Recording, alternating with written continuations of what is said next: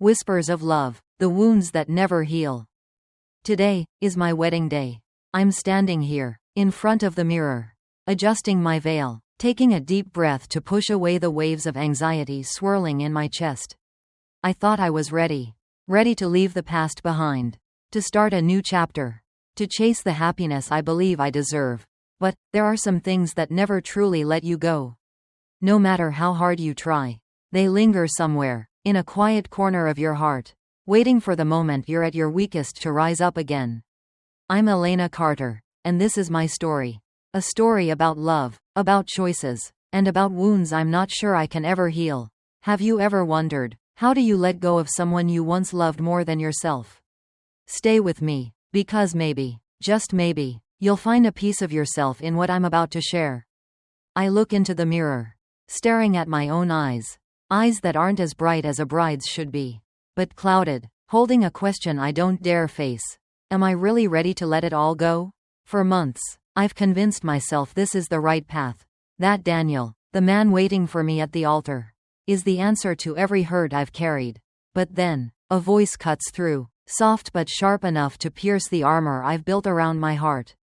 It's not just a sound. It's a blade, a living memory. A cut I thought had healed but is still bleeding. Mom. I turn around, startled, the veil slipping from my hands. It's Sophie, my daughter, running toward me with eyes sparkling like twin gems. Behind her, he appears, James, my ex-husband, the man I once thought would be my forever home. My heart tightens, squeezed by an invisible hand. I can't breathe, can't think, can only stand there, looking at him. The man I loved so much I forgot who I was. He's there, in a simple suit that still carries a familiarity that aches. And I feel like I'm being pulled back in time. Memories of our life together flash through my mind like an old film reel. Mornings when he'd make me coffee. Nights when he'd hold me as I cried over work. And the fights when I'd scream that I couldn't live like this anymore. I loved him so much I thought I could give up everything. But I left him. Because I couldn't stand feeling trapped in my own life. And now, with him standing in front of me, I don't know what I feel. Regret, longing, or just an emptiness I can't name. We divorced 5 years ago. Back then, I thought leaving was my only way out. Our marriage was like a golden cage. Beautiful on the outside, but suffocating and painful within. James wanted me to be a perfect version of myself. A gentle wife, a devoted mother. A woman who never tired of tending to our family. But that wasn't me. I had dreams, desires he never understood, or didn't want to. I remember nights sitting alone in our room, staring out the window, wondering what my life would be if I weren't James's wife. Sophie's mom. I dreamed of a world where I could write books, travel, live free from the weight of expectations. In the end, I walked away, leaving Sophie with him, believing it was best for us both. I told myself I wasn't wrong, that I needed to live my own life. But now, seeing him and Sophie here, I can't stop asking, was I really right? Was the freedom I chased worth what I gave up? I thought leaving was brave. But now I'm afraid it was just cowardice. Cowardice to face myself, to face the responsibilities I didn't want to carry. His eyes are still as gentle as they used to be. But now there's a deep sadness in them, like a wound that never closed. He gives me a small smile. A sad, forced one, but it's enough to make my heart tremble with pain. That smile brings back 1,000 memories. Days when we were happy. Moments I thought our love would last forever. I want to step closer. To touch him. To ask if he ever hated me for leaving. But I don't dare. I'm afraid that if I take one step, I won't be able to turn back. Won't be able to keep walking the path I've chosen with Daniel. I'm afraid those eyes will pull me in. Melt the ice I've built to protect myself.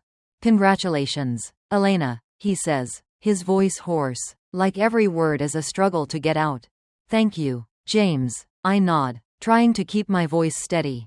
But inside, those words feel like a lie. I don't know what I'm thanking him for. For being here, for raising Sophie, or for once loving me. I want to say more. To scream that I'm sorry too. That I hurt too. That I don't know what I'm doing with my life. But I just stand there, silent, letting the emotions churn inside me like a storm I can't tame. Sophie hugs me, her little arms wrapping tight around my waist. You're so pretty, Mom, she chirps, her voice clear as a bell. I smile, bending down to kiss her forehead. But when I look into her eyes, I see something different, a maturity beyond her 8 years. As if she understands things I can't bring myself to say. My heart stings. How much of her life have I missed? Looking into Sophie's clear eyes, I see myself, not the bride standing here, but the mother who used to sing her lullabies, who held her through stormy days. I walked away from her, chose myself over her, and now I don't know if she's truly forgiven me. She still smiles, still hugs me, but in those eyes, I feel a distance I created. I wonder if I deserve her love, or if I'm just a failed mother. Someone who abandoned her child for dreams I'm not even sure matter anymore. The ceremony begins. I walk down the aisle, hand in hand with Daniel, the man I'm about to call my husband. He's everything I ever dreamed of. Kind, understanding, never forcing me to be someone I'm not. As we exchange rings, I try to focus on this moment, on the vows, on Daniel's warm eyes. I tell myself this is what I want. That Daniel will give me a life where I don't have to be afraid or feel trapped. But inside, a voice keeps whispering, small but persistent, do you really love him? Or are you just using him to forget James? I hate that voice, hate how it makes me doubt myself. I look at Daniel, at his smile, and I want to believe my love for him is real. But then, a faint sob comes from behind me, quiet but enough to make me turn. It's James. He's looking down, shoulders trembling, tears rolling silently down his cheeks. The room is still filled with joy, applause ringing out, but for me, everything slows. I see Sophie gently take his hand, her tiny fingers comforting him like an adult. Don't cry, Dad, she whispers. Mom will be happy. Seeing that, my heart feels crushed. I can't look anymore, quickly turning back to finish the ceremony. But in my mind, the image of James crying plays over and over, like a knife slicing deeper into my soul. Is he crying for me? Because he still loves me? Or because he regrets it all? I want to run to him, wipe those tears away, ask if he's okay, but I can't. I've chosen Daniel. I'm standing here. I've put a ring on his finger. So why do I feel like I'm betraying them both? James because I left him, and Daniel because I can't love him with my whole heart? That feeling, a mix of regret, guilt, and a quiet, aching pain, won't let me go. It clings to me like a shadow, slipping into every breath, every heartbeat. I look at Daniel, at his trusting eyes, and I feel guilty. He deserves a wife who loves him fully, not someone haunted by the ghost of her past. But I don't know how to erase James from my mind, how to stop wondering if I could have done things differently, if I could have saved that marriage instead of running away.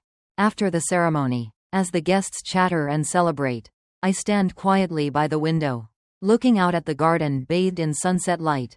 Daniel's busy with the crowd, his bright smile calming me, but only a little. My head still filled with James bowing his head in tears.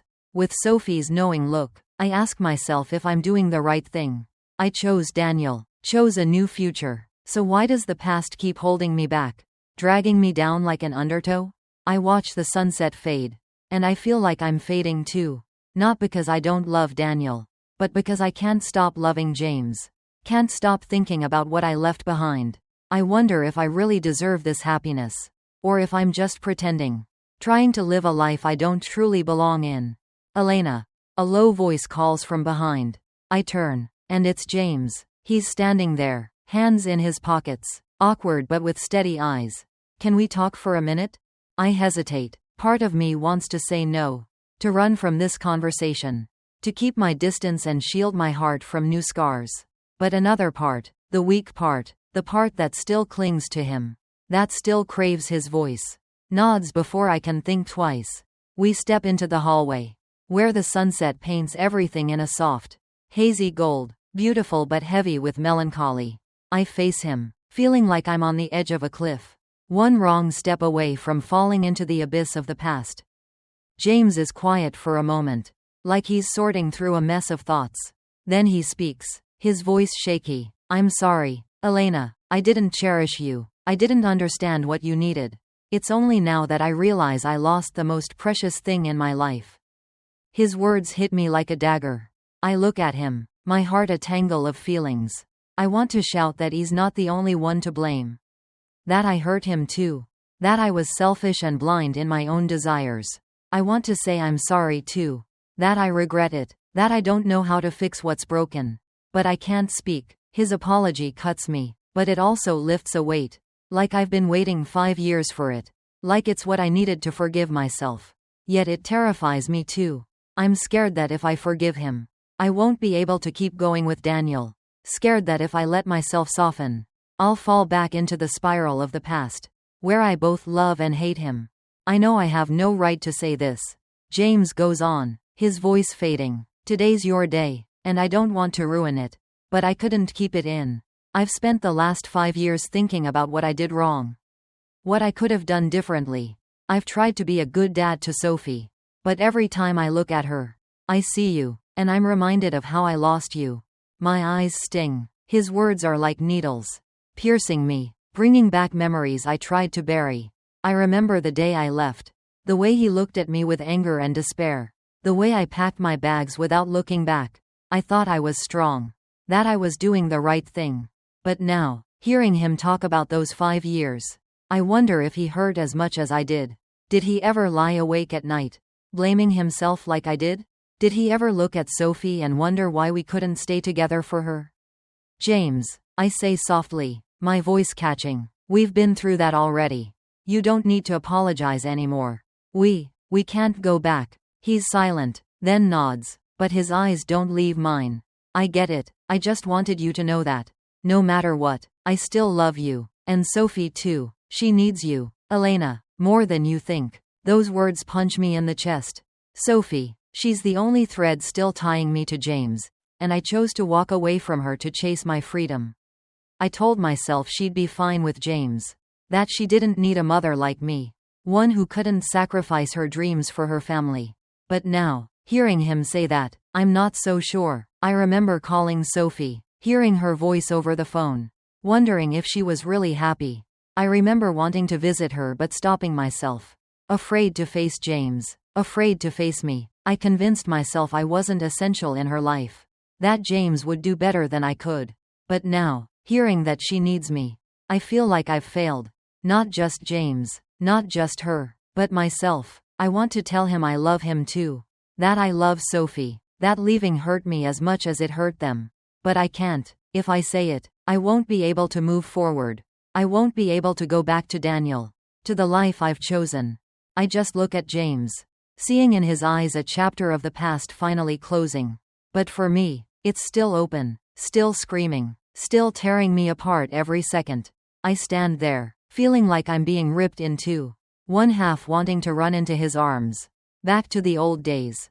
And the other knowing I have to let go, have to set him free. Back at the reception, I see Daniel waiting for me. He smiles, takes my hand, his warmth a reminder that I chose him. Chose this path. You okay? He asks. His voice gentle but his eyes worried. Yeah, I'm fine. I nod, forcing a smile. But I'm not fine. I know Daniel saw it all. The moment I turned to see James cry. The short but heavy talk in the hallway. He doesn't say anything, but I know he understands. And that makes me treasure him more. But it also makes me feel guiltier. Daniel isn't like James. He doesn't demand I become someone else. Doesn't box me into a mold. He loves me for me. With all my mistakes, my scars, my dreams. But do I deserve that love? Do I love him completely? Or am I just leaning on him to fill the hole James left? I look at Daniel, at his trusting eyes, and I want to cry. He deserves better than me. Someone who doesn't carry the baggage of the past. Someone not torn between two men. But even as I hold Daniel's hand, even as I blend into the reception's cheer, I can't erase James and Sophie from my mind. I wonder if I'm really happy, or just trying to convince myself I made the right choice. When the party ends, I stand by the window, watching James and Sophie leave. Sophie waves at me, her bright smile warming my heart. James doesn't look back, but I know he's trying to be strong. For Sophie, and maybe for himself.